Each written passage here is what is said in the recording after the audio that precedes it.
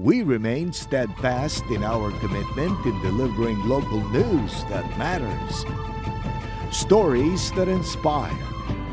Enriching the lives of Filipinos in the Philippines and across the globe. This is your GMA Regional TV. Buong puso para sa Pilipino. Mga balitang angay at angan sa One Mindanao. Cook sa usa ka food stall sa Cagayan de Oro City, gitulis, patay. Vice President Sara Duterte, wala na nakurat sa hungihong nga ipa-impeach kini. Mga midaog sa pamulag ug indak-indak sa Kadayawan, sayron.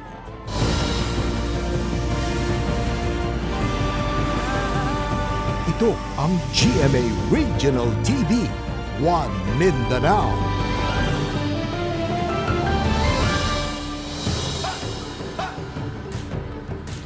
Maayong hapon Mindanao, kini ang GMA Regional TV 1 Mindanao. Hatod namo ang pinakadagog pinakuling balita sa Mindanao. Ako si Sara Hilomen Velasco, live gikan dinhi sa SIR Matina sa Davao City. Cyril Chavez, live gikan dinhi sa GMA Cagayan de Oro Station. Lalaking cook sa usa ka fried chicken stall sa Cagayan de Oro City, patay human gipusil dihang gitulis. Sospek arestado apan gipanghimakak ang krimen. Ani ang report. Tao naman yan, wag na gitulog sa lumpia niya. Hindi po sila. Nabulabog ang mga nangaon, ingon man mga residente, dool sa saka fried chicken stall sa Barangay Agusan, Cagayan de Oro City. Sabado, pasado alas 9 sa gabi, nagbuyod og wala na'y kinabuhi ang 35 anyos nga lalaking biktima kinsa cook sa maong stall. Sumala sa kapulisan, gipusil ang biktima punting sa ulo sa sospek nga nanuli sa tindahan. Nakuha sa sospek ang halin sa mong tindahan ug human niya mapatay ang biktima. Gilayong misibat sakay sa motorsiklo. Nagdeklara og hold up kadtong maong suspitsado og lagi nakareact kadtong biktima in town nga tigprito sa manok ilang produkto. So mo tong nakapabuto og makaduha kay gayon og ang isa ka bala naigo sa ulo in town sa biktima no hinungdan nga nakapsan sa iyang inulaman kinabuhi. Gilayong naglusad og hot pursuit operation ang Puerto Police Station batok sa suspect. Human ang pipila ka oras, Domingo alas 12 sa tungang gabi, ilang nadakpan ang giingong suspect sa mismong panimalay ni Ine sa Barangay Kanituan. Apan gipanghimakak sa suspect sa GMA Regional TV 1 Mindanao nga siya ang mihimo sa krimen. Duda sa suspitsado, iyang mga nakontra kani Alto sa online scam ang mitimbre sa kapulisan nga siya ang mihimo sa krimen. Butang nga wala kuno niya gihimo. Ang nagtip sila is isa sa gadumot sa kuha ba nga na-scaman ko nuhay na ako sa Gcash. Pero may pato siya na issue. Kaya gipost mo ko niya sa Facebook pero ngano man gituo sila ato nga tao nga wala man sa crime scene. Matod sa kokpo, ilang ginarespeto ang pahayag sa suspitsado ug banay ni Ine. Apan kumpiyansa kuno sila nga sakto ang operasyon nga ilang gihimo. Kanunay man nga i-deny sa mga dinakpan nga suspitsado ang mga sala nga nahimo. Ang atong scientific examination nga gipaygayon mao'y makahatag ibugaton ug maka-index sa mao nga suspitsado ug ang statement sa mga testigos nato. Kasong robbery with homicide ang kasong atubangon sa suspect. Kauban si Jaybert Pairat sa kamera. Ako, si Cyril Chavez para sa One Mindanao. Usa patay samtang upat ang samdan human mawadan og kontrol ang rider sa usa ka motorsiklo sa Zamboanga City.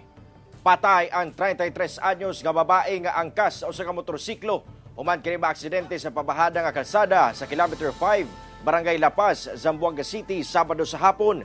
Samdan sab ang rider sa motorsiklo nga ig-agaw sab sa namatay. Kauban sab nila atol sa aksidente ang ilang mga anak nga mga babae nga edad 7 anyos, 5 anyos ug usa ka tuig nga pulos na kaangkon og grabing samad sa nagkariang parte sa ilang kalawasan.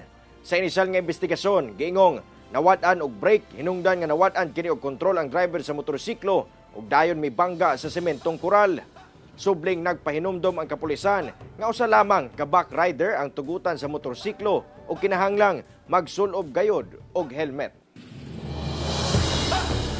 Gikonsidera ni Vice President Sara Duterte nga political harassment ang mga migula nga isyu bato kaniya ug sa iyang pamilya. Ani ang report ni Argil Relator. Sa paglambigit ni kanhi Customs Intelligence Officer Jimmy Guban sa pangalan nila Davao City 1st District Congressman Paulo Duterte ug Attorney Man Scarpio sa pagpalusot matud pa og 6.8 billion peso shabu shipment niadtong 2018. Gibutyag ni Vice President Sara Duterte nga dili daw siya makahatag og pahayag sa ngalan sa iyang igsuon.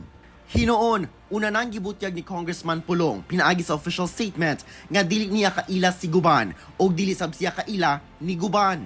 Wala na matud pay kredibilidad ug walay basehan ang gipangbutyag ni Guban. Dugang ni VP Sara nga iyang bana nga si Attorney Man Scarpio lang sab daw ang motubag labot sa maong issue. Apan gibutyag niya nga usa kini ka political harassment. Hindi lang dyan sa kaso na i-final sa kanila. Lahat ito ay political harassment, political attacks. Nakikita nyo naman, lumabas siya nung umalis ako sa DepEd, lumabas siya nung nagsasalita na ako kung anong dapat ginagawa natin para sa ating bayan. Pero sana ay hindi makalimutan ng taong bayan na ang tunay na problema natin ay kahirapan. Gitubagsab ni VP Sara ang datos sa Department of Budget and Management nga lakip ang Office of the Vice President sa mga ahensyang adunay ubos nga budget utilization rates as of June 2024. Hindi, ang alam ko ang lowest is the House of Representatives.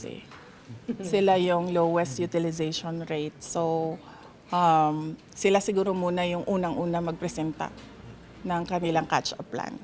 Sa migula nga isyong dunay mag-file matud pa og impeachment bato kang VP Sara nga giingon ni kanhi presidential spokesperson Attorney Harry Roque sa usa ka video sa social media. Expected na natin yan dahil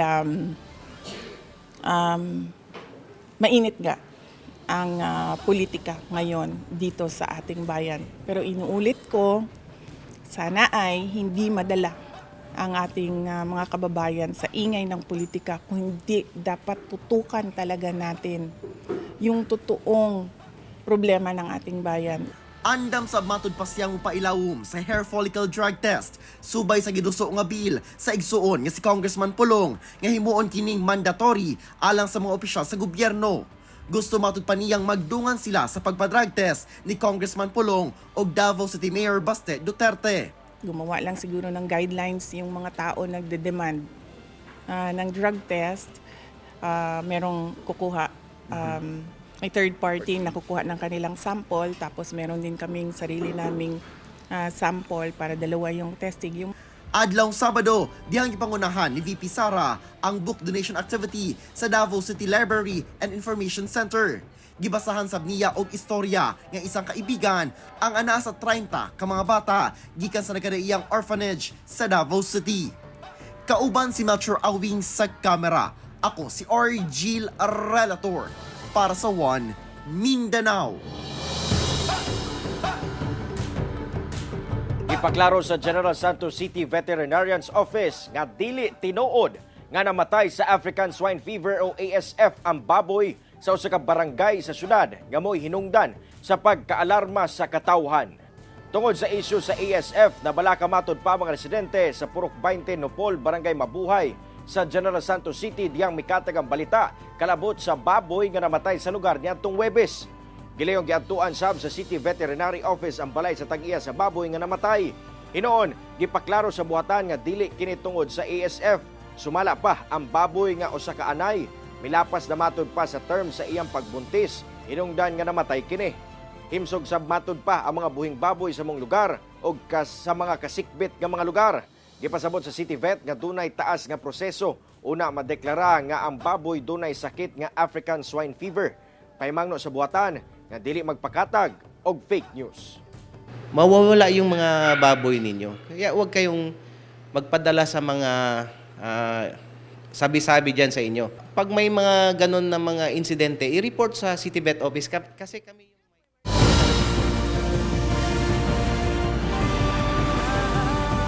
Ito ang GMA Regional TV, One Mindanao.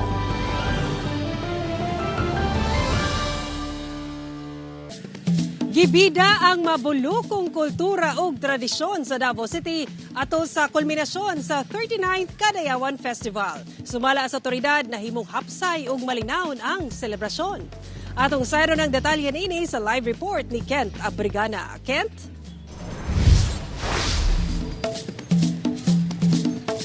Sara, gibida sa atong mga Davaoenyo ang abundang ani ug mabulokong kultura sa pamulak ug ang makapanimbaot sa balahibo nga performances sa mga contingent sa Indak-Indak sa Kadayawan. Atong sayron ang mga mananaog sa Grand Kadayawan Showdown. Gipasigarbo sa nagkadaiyang floats ang kultura o tradisyon sa mga Davaoenyo o gihulagway sab ang abundang ani karong tuiga sa Pamulak Kadayawan Float Parade. Giparada sab ang 11 ka ethno-linguistic tribes sa Davao City, suot ang ilang mabulokon nga ethnic attires. Dungan sa indak sa tugtog ang cultural performances sa mga misalmot. Gibida sab sa uban pa nga mga misalmot ay gikan sa mga kasikbit nga probinsya ang ilang mabungahong kultura. Sa Pamulak sa Kadayawan, nagpasiklaman usab ang mga float kung asa anaa ang gipasigarbo sa dakbayan.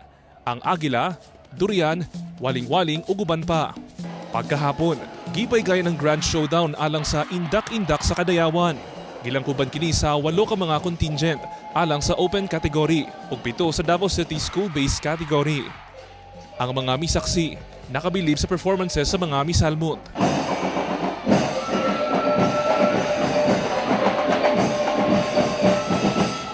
Hugyaw gayud ang audience. Dihang gideklara nga champion ang Davao City National High School Sining Sayon Dawit Cultural Ensemble alang sa school-based category kung asa nakadawat kini og 1 million pesos cash prize ug trophy. Nadepensan sab sa grupo ang ilang korona sa miaging tuig. Samtang sa open category, champion ang City of Mati National High School, Balangay City High Performing Arts nga nakadawat og 1,100,000 pesos og trophy. Sa 8 contingents, kahot jud tanan.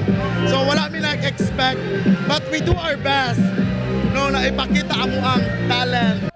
Sa mensahe ni Davao City Mayor Baste Duterte, gipadayag niini ang importansya sa panaghiusa bisan nagkalain-lain man ang tinuuhan o kagikanan. Our strength is in our diversity.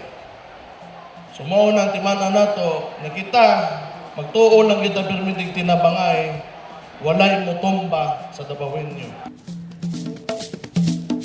Sara, sumala sa kapulisan, wala sila natala ang untoward incident atul sa kulminasyon sa 38th o 39th Kadayawan Festival.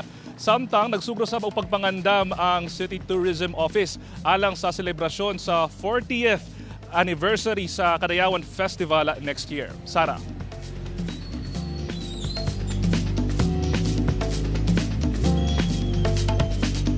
Daghang salamat, Kent Abrigana.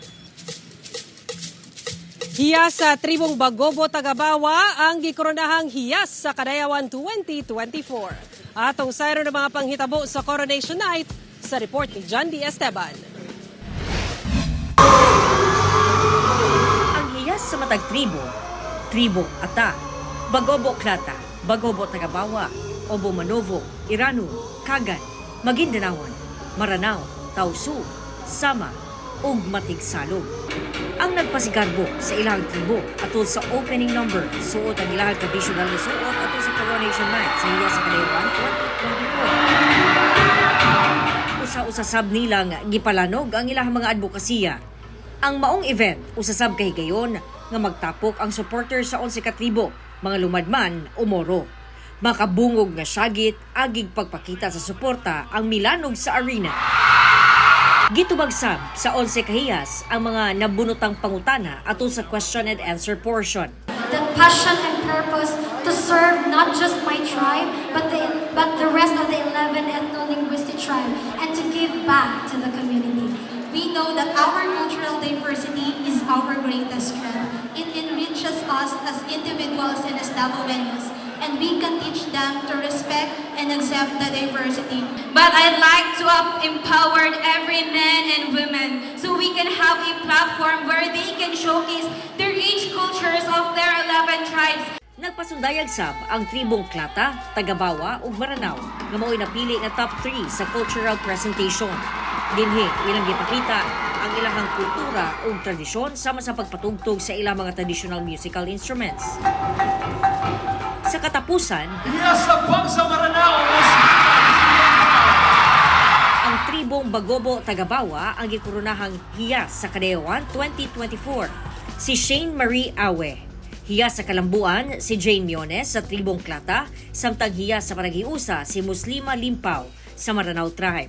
Paningkamutan matud pa sa bagong hiyas sa Kadayawan nga mas maengganyo pa ang mga bagong tubo sa ilahang tribo sa paggama o paghabi ug mga clothing design sa ilahang komunidad sa Trill District. Mga kapuso, I am Shane Marie Awe from Tribong Bagobo Tagabawa, your Hiyas sa Kadayawan 2024. Kauban si Jojo Solarte sa kamera. Ako si Jandy Esteban para sa One Mindanao.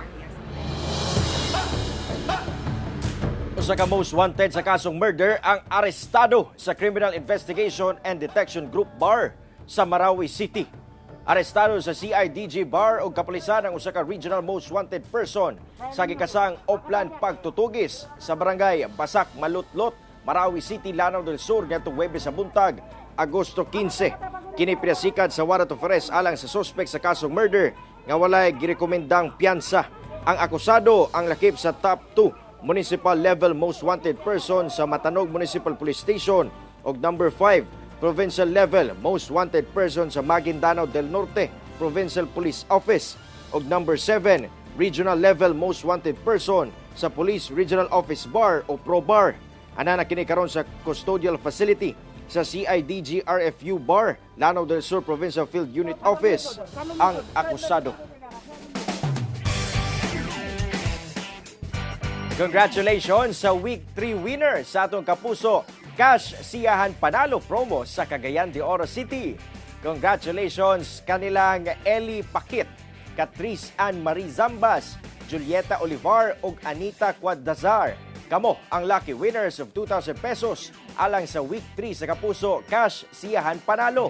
Mamahimong iskan ang QR code nga makita sa inyong screen aron makita ang complete list sa Week 1 winners. Be one of 6 grand winners of 10,000 pesos, weekly winners of 2,000 pesos o daily winners of 500 pesos. Bisitahin lang ang official Facebook pages sa GMA Promos, GMA Regional TV, Super Radio DZBB o Barangay LS para sa kumpletong listahan sa Dropbox locations. Pero mga kapuso, magbantay sa fake news, fake Facebook accounts o scam text. Tutok lang sa GMA o bisitahin ang official Facebook page sa GMA Promos alang sa complete mechanics o announcements.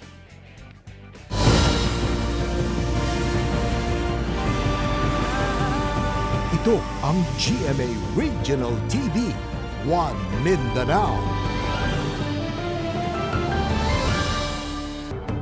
Gilimod sa campus sa Kingdom of Jesus Christ ang mga aligasyon nga naghatag kini og bribe ngadto sa NBI Region 11. Kaning membro sa KOJC nga mipasangil niini planong kasuhan sa organisasyon. Dugang detalye sa report ni Kent Abrigana. Gimakak sa campus sa Kingdom of Jesus Christ ang mga aligasyon sa kanhing miyembro niini nga naghatag matud pa og bribe ang KOJC ngadto sa National Bureau of Investigation Region 11. Dihang gisilbi ang warrant of arrest batong kang Pastor Apollo Kibuloy niadtong August 9. Sumala sa campus sa KOJC ang pagsilbi sa NBI og arrest warrant mao ang ilang tubag. Human mihangyo si Police Brigadier General Nicolas Torre III, ang Director sa Police Regional Office 11, nga tugutan ng PNP nga makasulod sa KOJC compound nga walay dalang armas. We wanted to clear any and all issues because during the Senate hearing, if you will remember, General Torre intimated to Senator De La Rosa and Senator Padilla that Pastor Apollo Sikibuloy is in the kingdom and that he needs 1,500 men and that he would need 1 month for these 1,500 men to search the entire kingdom and he would be able to find Pastor Apollo Sikibuloy. Dugang paniini, dihang isilbi na ang warrant of arrest. Gitugutan sa KOJC ang NBI nga libuton ang Kingdom o ang uban pa nga parte sa KOJC compound. Aron matubag ang matud pa, pagduda ni Torre nga anaa sa sulod sa KOJC compound si Pastor Kibuloy. Wala sa matud pa'y kamatuuran ang aligasyon nga stage o giandam daan ang pagsilbi sa warrant of arrest. There was a real search that was conducted, only that I requested it in behalf of the Kingdom of Jesus Christ because I was authorized to give the request to Sir Albao. Forces of the government who may be disappointed by what we did. It's just that we do not trust this agency anymore, no? And they cannot force us if we do not trust them. Trust is earned. It cannot be forced upon us. Apan pagpasabot sa Police Regional Office 11. We are police officers, we are law enforcers. Naaraman man ito para mag-implement sa order sa court to serve the warrant of arrest, to arrest Kibuloy and his co-accused. I-allow nila ang rule of law, no? Ang proseso kay part man ni sa due process. Nya para mapamatud-antud nila sa korte nga inosente sila. Samtang plano sab sa kampo sa KOJC nga kasuhan og libel ang ilang kanhing miyembro. We are contemplating of filing libel charges against her because she was insinuating that my client is also corrupt, that we are giving payouts to certain public officials, which is certainly not true. Kauban si Melco Minares sa kamera. Ako si Kent Abrigana para sa One Mindanao. Padayon ang investigasyon sa Zamboanga City Police kalabot sa patayng lawa sa usa ka lalaki nga gilubong sa usa ka bakanteng luna sa syudad ning Bag-Ulang. Giputos og habol ug gisulod sa sako una gilubong. Kini ang sitwasyon dihang napalgan ang patayng lawa sa usa ka lalaki nga nakalutan sa bakanteng luna sa Zone 7, Barangay Kawit, Zamboanga City niadtong Huwebes sa hapon. Matud sa kapulisan, positibong giila sa kabanay ang biktima nga anaa sa 22 anyos ang pangidaron ug residente rasab sa maong barangay. Napalgan ang maong patayng lawa sa mga residente human nga lisbo ang dili maayong baho. Sa pagsuta sa otoridad, nadugta na ang lawas niini. Gipailawom na sa otopsi ang patay nga lawas aron masuta ang hinungdan sa kamatayon niini. Nanawagan karon og hustisya ang kabanay sa biktima. Nagpadayon pa ang investigasyon sa kapulisan kalabot sa krimen. Gituki sa Mindanao Development Authority ang paggamit, pagbalik og renewable source of energy sa Rion 9 aron mapalambo ang ekonomiya sa Rion. Ani report ni Efren Mamak. Usa ka Memorandum of Cooperation ang gipirmahan tali Mindanao Development Authority, Department of Energy, Zamboanga City LGU ug ubang stakeholders atol sa Zamboanga Peninsula Power Summit nga gipahigayon sa Zamboanga City. Sa maong memorandum, lauman nga magtinabangay ang mga buhatan alang sa pagmugna og power and energy roadmap, lakip ang pagtuki sa mga problema nga may kalabutan sa power supply sa rehiyon. Gusto namin magkaroon ng ample at enough power sufficient and affordable power hindi lang sa City of Zamboanga, kundi sa buong Region 9. Sumala sa Minda, sa karon 60% sa power supply sa Mindanao nagsalik sa coal-fired power plant sa nasod nga usa ka non-renewable energy. Posible sab nga mumahal ang presyo niini sanglit ang coal nga ginagamit sa maong power plant nagikan pa sa Indonesia nga posibleng maigo sa giingong market volatility ug foreign exchange fluctuation. Busa dakong tabang matud pa ang pagbaton og renewable energy sources sama sa geothermal, solar, biomass, tidal ug ocean energy. To bring back renewable energy as a dominant source of our mix, just like where we were 10 years ago. Na 70-30 tayo in favor of renewable energy. That's why we are targeting gradually a 50-50 energy mix by 2030. Posible sab nga dunay ipatukod nga hydrogen power plant sa Olotanga, Zamboanga, Sibugay. Hydrogen sa ngayon, it's being considered as energy of the future pa. Kasi if ever man, first na magkakaroon ang Pilipinas sa Southeast Asia, and first here in Olotanga, ang plant ng hydrogen, if ever. Sa ngayon kasi, dalawa ang pwedeng papuntahan ng hydrogen. Either source of energy na umaapoy siya, or battery storage. Kauban si Sim Romero sa kamera. Ako si Efren Mamak para sa One Mindanao.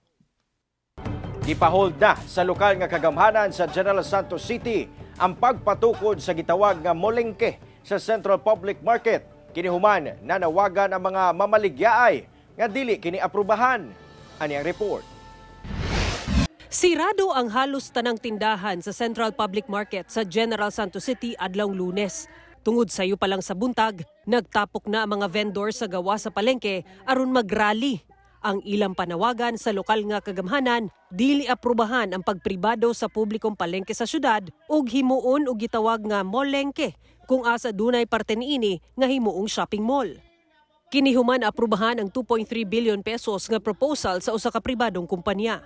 Ubay-ubay ang mibatikos tungod posibleng mas mumahal matud pa ang presyo sa mga baligya. Sa ako lang dili na pwede. Kung wato ning mulingki, pwede nang mahalag baligya dire. Mga pobre di nakaapas. Dapat mas unahon daw unta ang paglimpyo sa palengke. Kasi kami dili mi musugot o gimuni siyang private sa palengke. Ang problema driman, paglimpyo lang sa palengke. Kailangan ng gobyerno na sila sarili dyan. Ito kada ko kami tax kagatuig. Sumala sa Public Market Federation, walay proper consultation ug walay kompletong datos sa pagpropose sa maong proyekto. Nagapangayong niyog panahon o nagapangayong niyog atensyon sa mayora na kining proyekto nagdagan na nga wala kilong proper consultation. Na kining nga proyekto nidagan nga walay kompletong datos o ni-approve ang gobyerno nato. Sanggunian rather, nga walay proper nga datos. Hinuon ato sa consultation nga naitabo sa Central Public Market nga gitambungan ni Jensen Mayor Lorely Pacquiao ni adtong adlaw sab. Giklaro niya nga gihold na ang gipagawas nga executive order ug iyang ipa-review sa sangguniang panglungsod aron mahatagan og panahon ug konsiderasyon ang mulo sa mga vendor sa Central Public Market. Open man ta, di ba? Open ta. Kay kung saan makita ninyo nga dili maayo, nga natanaw na to na agrabyado ang katawhan, dili kita kay padayon. Para ma-review ulit sa sanggunian kung saan dapat may review. Kay sila man ang nag-approve ana. Butang nga gikalipay sa mga vendor. Buot sab nila nga masabtan kini dili lang sa mga vendor kundi alang sab sa mga mamalitay. Salamat po kung ganyan ang kanyang desisyon. At linawin natin po, hindi po kami tutol na baguhin ang palengke. Kung pataasan po nila ng ground rental o renta, okay rin po sa amin kasi naiintindihan naman po natin na ang talagang pera ay naga-inflate at saka ang value nito naga-deflates. Kauban si Bong Vicencio sa kamera, ako si Sara Hilomen Velasco para sa One Mindanao. Dili maubos sa 20 kakabalayan ang naugdaw sa dakong sunog sa Zamboanga City kaganinang buntag samtang usa patay sa laing sunog sa syudad. Ani ang report ni Krisa Dapitan. Bagang aso ang milukop sa kalangitan human miulbo ang dakong sunog sa Calle Claro, Barangay Camino Nuevo sa Zamboanga City pasado alas 8 sa buntag adlong Lunes. Digkit ang mga panimalay nga sagad gama sa light materials hinungdan nga paspas nga mikatay ang kalayo nga miabot sa ikatulong alarma ang sunog. Takomya mga kasadyamon. Ardi ka naman puwego, ma'am. Tormento at maski IP ayudan. Tormento ka salba. Ben arde ka tel puwego. Hinuon, pasado alas 11 sa buntag, gideklara kining fire out. Walay natalang namatay, apan dunay 5 ang naangol ang gilayong gidala sa ospital. Wala pa matino sa karon ang eksaktong ihap sa mga kabalayan nga naugdaw sa sunog. Apan dili kuno moubos sa 20 ang nasunog sumala sa BFP. Gibana-bana ang moabot sa kapin 300,000 pesos ang danyo sa sunog. Kaya nga mong approach ani in 4 corners na gyud ni siya. Ito pong giprotektahan kay ito apo dito ang barter trade ug daghan pa kayong mga balay. Samtang usa ka lalaki ang patay sa laing insidente sa sunog sa Lustre Street, Barangay Santa Barbara, Domingo sa buntag. Sumala sa BFP, nag-inusara lamang ang biktima sulod sa iyang girentahang tindahan dihang nahitabo ang sunog. Posibleng wala kini nakamata dihang nahitabo ang sunog. Sa karon, padayon pang ginasuta sa kabomberohan ang pangalan sa biktima. Subling nagpahimangno ang kabomberohan ngadto sa publiko nga mutuman gayod sa fire safety requirements nga ilang ginapatuman aron malikayan ang samang insidente. Sa ato mga mga business owners, no, ato yung pirming i-comply ang mga fire safety requirements nga gina-advise ato ang mga fire safety inspector. Main purpose gyud ani mga fire safety requirements is to ensure the safety of the occupants. Para gyud sa mga occupante sa building. Kauban si Sim Romero sa kamera, ako si Krisa Dapitan para sa One Mindanao.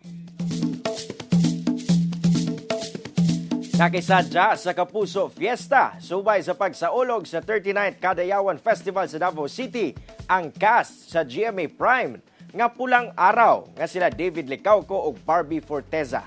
Ato silipon sa report ni Argel Relator.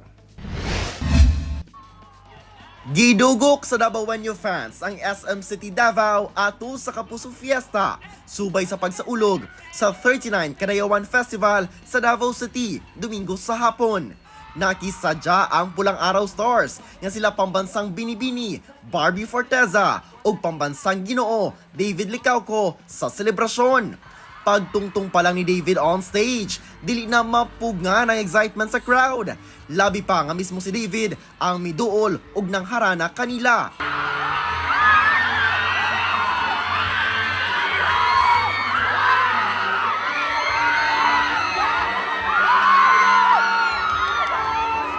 Misamot ang kabibo sa fans, dihang nag-perform na si Barbie. Gani, nakig-jump pa siya sa fans.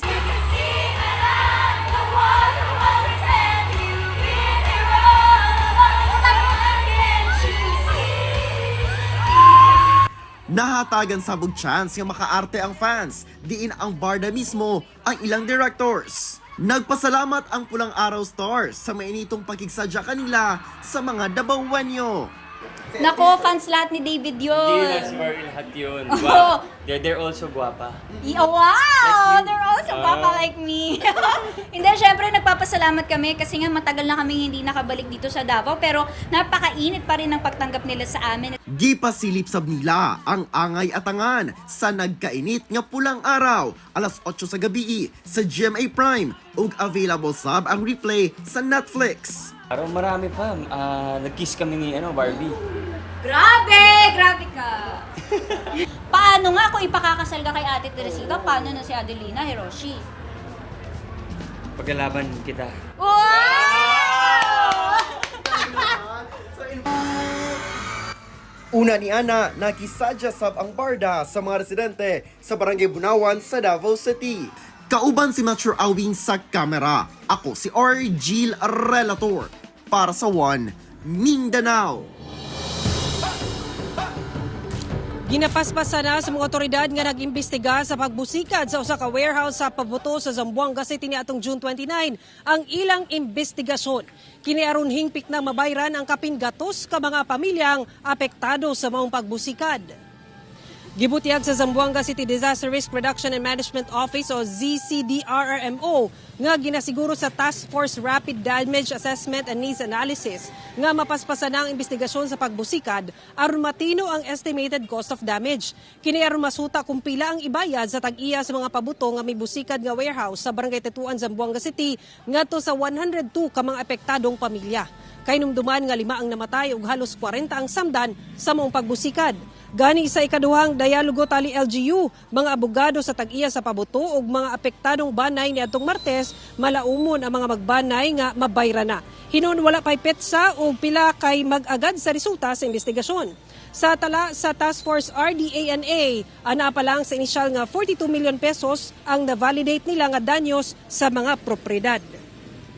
Ang abogado ay prekurasi na gani at makayal mga impormasyon todo, kaya dali kita ng pisina di aton para po diyan di pa natin sa kuwan, tungkol ya costa and damages. O kato ang mga ulahing balita sa Mindanao karong adlaw. Mamahimo ninyo kining makita ang pag-usab pinagi sa pagbisita sa official website sa GMA Regional TV o bisita mong official YouTube channel o i-click ang subscribe button para sa pinakaulahing balita. Daghang salamat sa atong mga kapuso sa Mindanao nga nagalantaw kanamo sa atong mga kapuso abroad. Padayon lang sa pagtutok sa mga lokal nga balita matagadlaw tungod sa GMA Regional TV, Local News Matters. Kami ang GMA Regional TV 1 Mindanao. Tibok pwersa para sa mas dakong misyon ug mas halapad nga pagserbisyo sa nasod.